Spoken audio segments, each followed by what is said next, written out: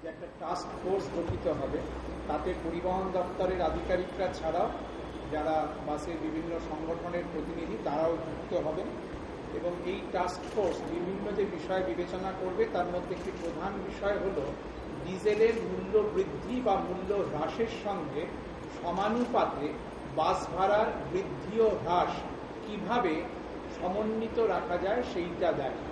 আর তখন task force সমানুপাতে ভাড়া বৃদ্ধি বা হ্রাসের বিষয়টি বিবেচনা করবে। এই টাস্ক ফোর্সের সামনে অন্যান্য আরও যে বিভিন্ন বিষয় আসবে তার মধ্যে রয়েছে মিনি বাসের স্টেজ কম্পোনেন্ট নির্ণয়। মিনিবাস সংগঠনের তরফে বলা হচ্ছে যে মিনিবাসের ক্ষেত্রে স্টেজগুলি পুনর্মূল্যায়ন প্রয়োজন। টাস্ক ফোর্স এই সমস্ত বিষয়ই দেখবে।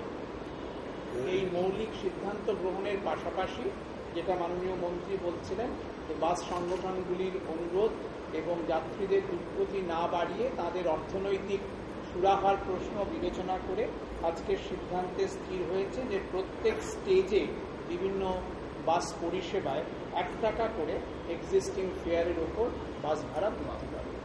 1 টাকা করে